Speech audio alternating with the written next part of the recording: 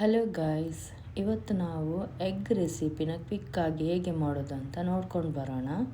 ಮೊದಲಿಗೆ ನಾನಿಲ್ಲಿ ಸ್ಟವ್ ಹಚ್ತಾ ಇದ್ದೀನಿ. ಇವಾಗ ಒಂದು ಪ್ಯಾನ್ ಇಟ್ಟಿದ್ದೀನಿ.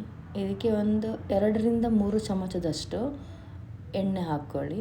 ಯಾವುದಾದ್ರೂ ಆಗುತ್ತೆ, ಕೊಕೊನಟ್ ಆಯಿಲ್ ಆದರೂ ಆಗುತ್ತೆ, ಬೇರೆ ಆಯಿಲ್ ಆದರೂ ಆಗುತ್ತೆ.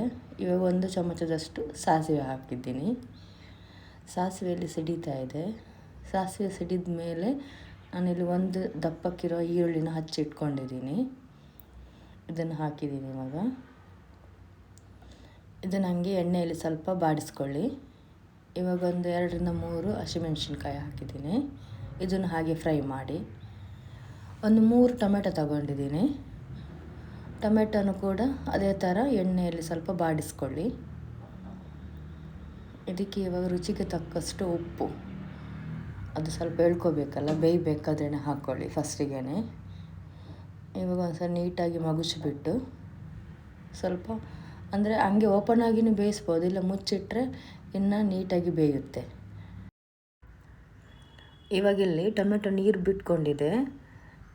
ಇದಕ್ಕೆ ಇವಾಗ ಅರ್ಧ ಚಮಚದಷ್ಟು ಅರಶಿನ ಪೌಡರು, 1 ಚಮಚದಷ್ಟು ಮೆಣಸಿನ ಪೌಡರು ಮತ್ತು ಅರ್ಧ ಚಮಚದಷ್ಟು ಗರಂ ಮಸಾಲ ಪೌಡರ್, ಇದಿಷ್ಟು ಹಾಕಿ ಒಂದ್ಸರಿ ನೀಟಾಗಿ ಮಿಕ್ಸ್ ಮಾಡ್ಕೊಳ್ಳಿ.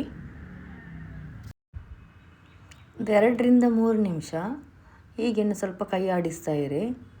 ಆವಾಗದು ಮಸಾಲೆ ಸ್ವಲ್ಪ ನೀರಲ್ಲಿ ಹಂಗೆ ಬೇಯುತ್ತೆ. ಇವಾಗ ಇಲ್ಲಿ ನಾನು ಮೊಟ್ಟೆ ಒಡೆದು ಹಾಕ್ತಾ ಇದ್ದೀನಿ. 2 ಮೊಟ್ಟೆ ತಗೊಂಡಿದ್ದೀನಿ.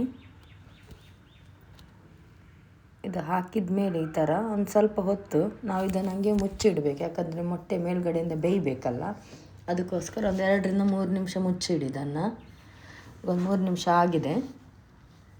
ಇವಾಗ ಇದನ್ನು ಉಲ್ಟ ಹಾಕ್ತಾ ಇದ್ದೀನಿ.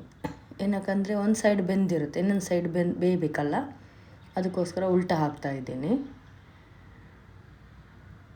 ಇವಾಗ 2 ಸೈಡನ್ನು ಬೆಂದಿದೆ ನೋಡಿ. ಇದಾದಮೇಲೆ ನೀವು ಲಾಸ್ಟಲ್ಲಿ ಫೈನಲ್ ಗಾರ್ನಿಷಿಗೆ ಬೇಕಾದರೆ ಕೊತ್ತಂಬರಿ ಸೊಪ್ಪನ್ನ ಹಾಕ್ಕೋಬೋದು ಈ ಥರ. ಇವಾಗ ಇದನ್ನು ನಾವು ಚಪಾತಿ ಜೊತೆನೂ ತಿನ್ಬೋದು, ಇಲ್ಲ ಅನ್ನದ ಜೊತೆನೂ ತಿನ್ಬೋದು, ಯಾವುದಕ್ಕಾದರೂ ಆಗುತ್ತೆ, ಅಂದರೆ ದೋಸೆಗೂ ಆಗುತ್ತೆ. ನಾನಿಲ್ಲಿ ರೈಸ್ ಯೂಸ್ ಮಾಡ್ತಾ ಇದ್ದೀನಿ. Thank you.